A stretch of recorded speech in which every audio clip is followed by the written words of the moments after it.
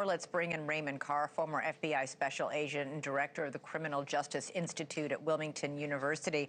Ray, given what we know at this point and what we just saw in Brian's piece, how do you think they took Nancy out? It looks like going out the back, you go into that rough terrain. There's no way you could carry an elderly woman through that. I don't think that the back door was an exit. I think it was an entry. You think that's how they got in? I think that's how additional individuals may have been let into the home, where the one individual went in through the front. But and I agree with the SWAT commander that they had to leave from the front of the home because of the blood that was found on the steps and on the porch. There's not a doubt in my mind that she left from the front, but there were entries that people were going in from different parts of the home. So this would prove to you, because there's been lots of speculation that a single person could not have pulled this off. Nancy was 84. She was not able to move very well. It would have been too much for one person to break into the home and carry her out. Absolutely. You know, I listened to Savannah's interview again, and something that was very notable to me was the fact that she said her brother, who was military, was in the military and was involved in intelligence, thought that his mother was kidnapped. When I heard her say that, it raised a red flag to me that I thought, how did he come up with that idea, number one? And number two, what did he see and what did he hear that led him to believe that? I think that's very telling. And the brother, who has a background in the military, you say, the brother said that right away, like before. The moment people stopped listening to what he said and started paying attention to what he didn't say, everything changed, because silence in a case like this is never just silence. It's space. Space where answers should be, space where clarity should exist. And when that space remains empty for too long, it begins to speak on its own. It begins to raise questions that words can't easily answer. And that's exactly where this case takes a turn. Not with a loud accusation, not with a dramatic reveal, but with something much quieter, something far more unsettling. The realization that one person, someone close enough to be inside the circle, has chosen not to speak in a way that aligns with everything else. And when that happens, when behavior begins to drift away from expectation, investigators don't ignore it. They lean into it. Because behavior is often the first place where truth starts to surface. Not fully, not clearly, but enough to create a shift, enough to redirect attention, and that shift is what we're seeing now. A movement towards someone who was always there, always present in the background, but is now being looked at differently, through a lens that focuses not just on involvement, but on response, on reaction, on what happens when pressure is applied and something doesn't respond the way it should. And that's what makes this moment so critical, because it's not about proving anything yet.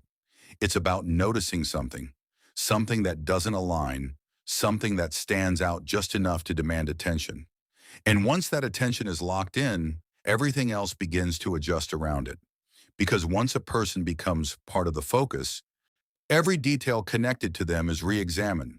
Every timeline, every interaction, every moment where they intersected with the sequence of events, all of it is brought back into view, and that's where this case begins to change shape. Because now it's not just about what happened to Nancy Guthrie, it's about how the people around her responded, how they moved, how they spoke, and how they didn't speak. And that absence, that lack of response, is what has now become one of the most talked about elements in this entire investigation. Because when someone is placed under scrutiny and chooses silence, it creates a different kind of tension, a psychological pressure that builds not from what is revealed, but from what is withheld. And that tension is what investigators work with, because within it lies the potential for insight, for understanding, for identifying patterns that might otherwise go unnoticed. And before we go deeper into what this silence could mean and how it may connect to everything else in the case, I want to take a moment to welcome you to the channel. We look for the truth in the shadows of cold cases and closed files. If you value this kind of deep dive investigation, please consider subscribing. And as we begin this journey together, I'd love to know where you're watching from today, whether you're joining us from the United States, Canada, Australia, or anywhere else in the world. Leave a comment below. It helps us remember that these stories, though local, touch hearts across the globe.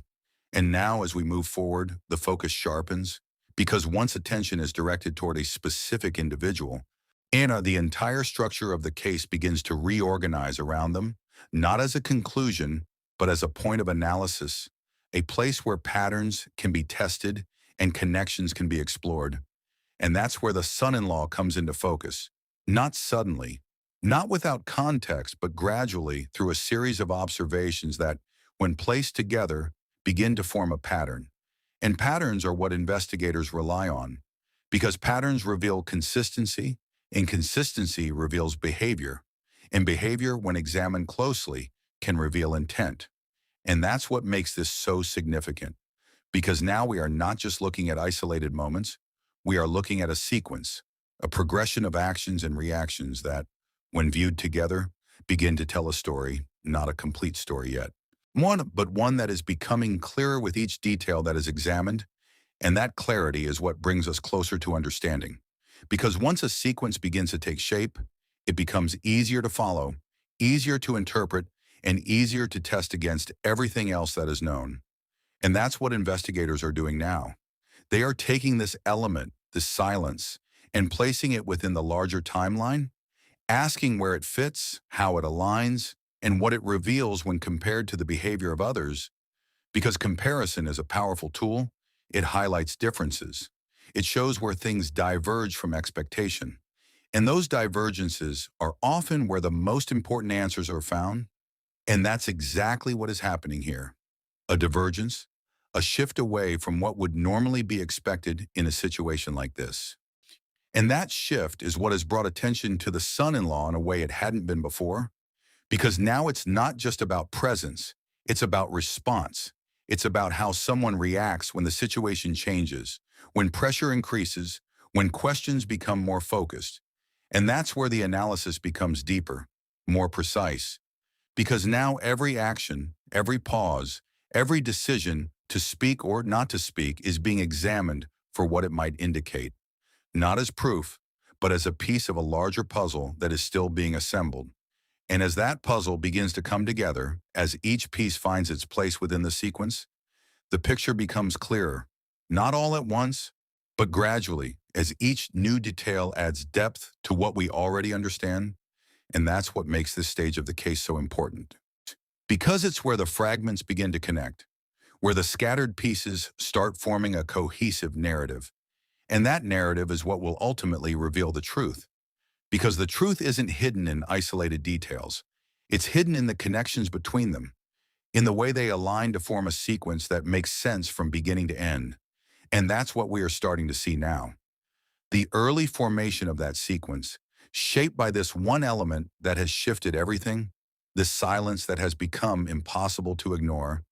And as we continue to follow this, to examine each detail and how it connects to the next, we move closer to that moment where everything begins to align, where the case transitions from uncertainty to understanding, and where the story of what happened to Nancy Guthrie starts to take on a form that can be clearly seen and fully understood. And if you've been following this case, if you've been paying attention to the details and the shifts in focus, then you already know how significant this is, because this is where everything begins to change. This is where the investigation moves from broad questions to specific analysis, from general observation to targeted focus. And that focus is what leads to answers. Because once you know where to look, once you know what to examine more closely, the rest of the case begins to align around that point. And that's exactly where we are now. At the beginning of that alignment, guided by this new perspective, this new focus that has brought the son-in-law into the center of attention in a way that demands deeper examination. And as that examination continues, as each detail is explored and each connection is tested, we move one step closer to the truth, one step closer to the moment where everything finally comes together. And when that moment arrives, it will not just change how this case is understood, it will change how it is remembered, because it will show that the key to everything was not hidden in something distant or complex, but in something much more subtle, something that was always there but never fully recognized until now. And that realization is what brings everything into focus. Because once you see it, once you understand how it fits into the larger sequence, it becomes impossible to ignore. And that's where we are now. At the edge of that understanding, where the pieces are beginning to align and the truth is starting to take shape, and as we continue to follow this path, to connect the details and build the sequence, we move closer to the moment where everything finally makes sense, where the story is complete and where the answers we've been searching for are finally revealed. And once that focus settles, once the attention remains fixed on that silence long enough, something else begins to happen. Something that often goes unnoticed at first but becomes impossible to ignore over time. The surrounding details start to reorganize themselves around it, because silence doesn't exist in isolation. It interacts with everything around it, with timelines, with movements, with decisions. And when you begin to place that silence within the structure of the case, it starts to reveal gaps, subtle ones, but important, because gaps are where questions live, and questions are what drive an investigation forward. And that's exactly what we're seeing now, a shift from observing behavior to analyzing its position within the timeline, asking not just why someone isn't speaking, but when that silence began, what it followed, and what it interrupted. Because timing is everything. Timing shows sequence. It shows order. It shows whether actions align with expectations or drift away from them. And when something drifts, even slightly, it creates a point of interest, a place where investigators begin to look closer. And that's where this becomes more than just a behavioral observation. It becomes a structural element within the case itself, something that can be placed, measured, and compared. And as that process unfolds, as each moment is examined in relation to that silence, patterns begin to emerge, not loud or obvious, but consistent. And consistency is what gives those patterns weight. Because when something repeats, when something aligns across different points in the timeline, it suggests that there is an underlying logic, a sequence that connects those moments in a way that isn't random. And that's what investigators are searching for. Not just isolated clues, but connections that hold together under scrutiny. And that's where the son-in-law's role in this case begins to take on a different shape. Not defined yet, not confirmed, but outlined through behavior, through presence, through how those elements intersect with the larger sequence of events. And that intersection is what matters, because it shows where someone fits within the story, not as a conclusion, but as a point of analysis, a place where questions can be directed and answers can begin to form. And as those questions become more focused, as they move from general to specific, something else becomes clear. The difference between expected behavior and observed behavior. Because in situations like this, there are patterns that tend to repeat, ways people typically respond when faced with uncertainty, with pressure, with loss, and when someone's behavior moves outside of those patterns.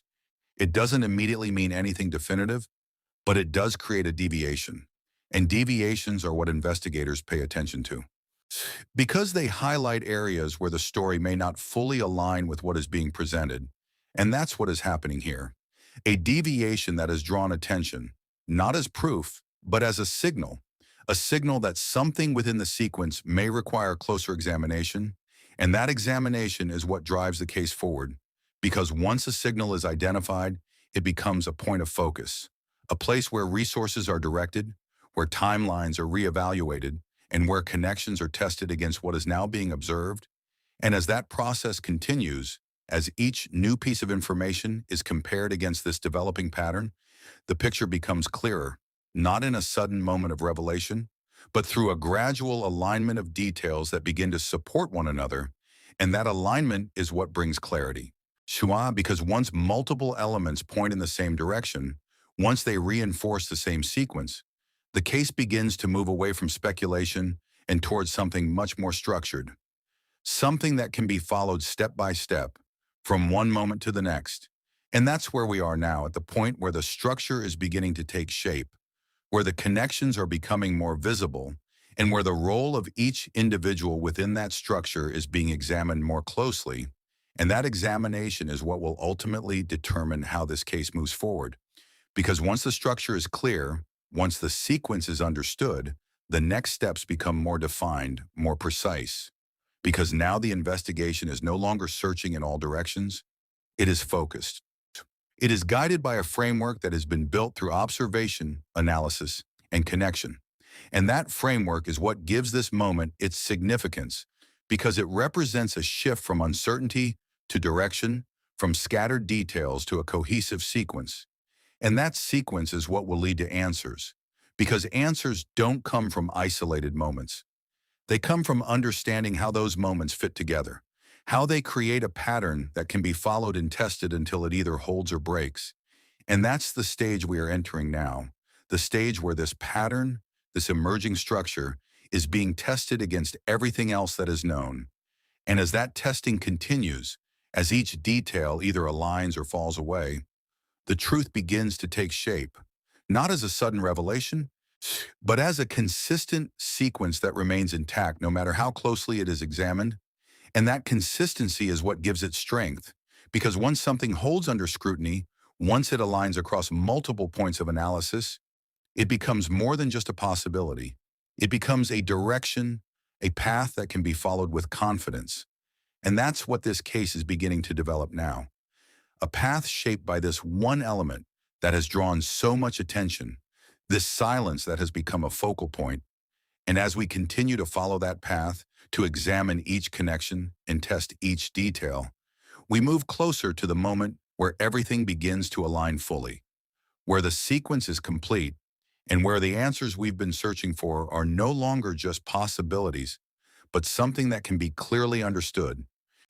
And if you've been following this case, if you've been paying attention to how each detail builds on the last, then you already know how important this stage is, because this is where everything begins to come together. This is where the case moves from fragments to a full picture, and that picture is what will ultimately reveal the truth.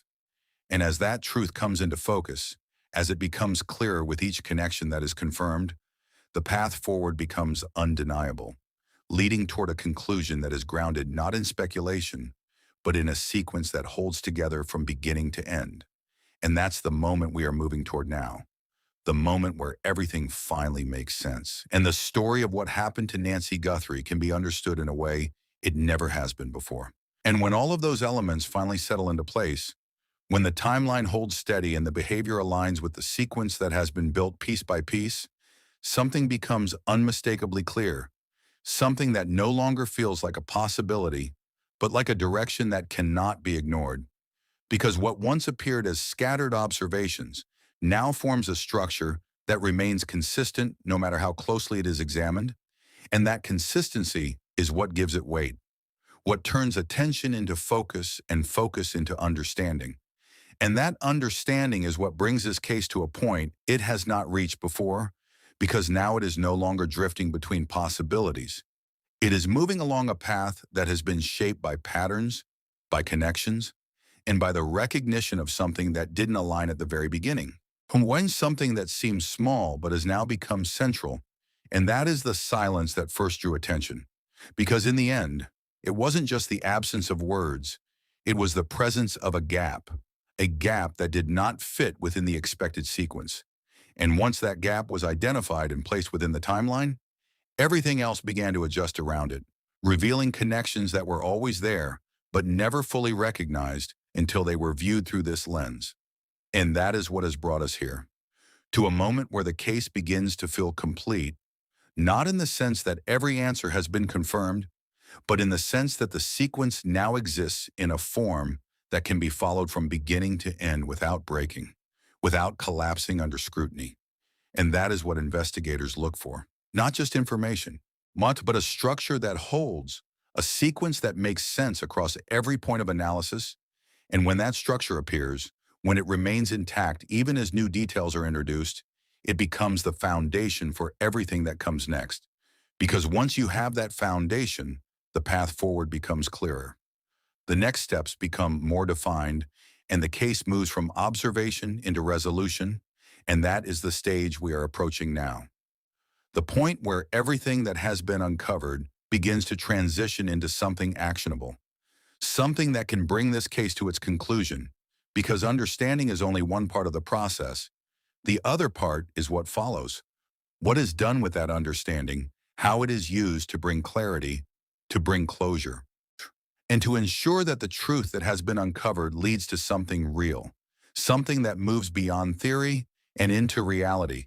And that is what makes this moment so significant, because it represents the shift from searching to finding, from questioning to knowing. And that shift is what changes everything, because once the truth is visible, once it is supported by a sequence that holds together, there is no longer a need to wonder what happened, only to confirm it and act on it. And that is where this case is now, at the edge of that confirmation, where the pieces are no longer moving but settling, locking into place to form a picture that is clear, that is consistent, and that is ready to be seen for what it truly is.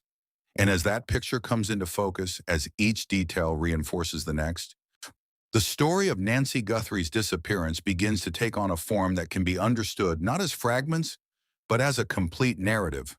And that narrative, once fully realized, will bring with it the clarity that has been missing from the very beginning, because it will explain not just what happened, but how it happened, why it happened the way it did, and what role each individual played within that sequence. And that is the moment everyone has been waiting for, the moment where everything finally makes sense, where the uncertainty gives way to understanding, and where the truth is no longer hidden but fully visible. And if you have followed this case, if you have stayed with it through every detail, every shift in perspective, every moment where something didn't quite align until now, then you are already part of that process. Because understanding doesn't happen in isolation. It builds over time, through attention, through analysis, through the willingness to look deeper when something doesn't fit. And that is exactly what has brought this case to this point. The decision to look closer, to question what didn't align, and to follow those questions until they led somewhere meaningful. And that is what this channel is about, following those details, connecting those pieces, and bringing the truth into focus one step at a time. So if you want to stay ahead of every development, every breakthrough, every moment where something shifts and the story changes, make sure you subscribe, turn on notifications, and stay right here. Because this case may be reaching its conclusion, but the next one is already out there, waiting to be uncovered, and just like this one. The truth may be hidden in the smallest detail, the quietest moment, the one thing no one expected to matter until it did. And when it does, we will be here to find it, to follow it, and to bring it into the light.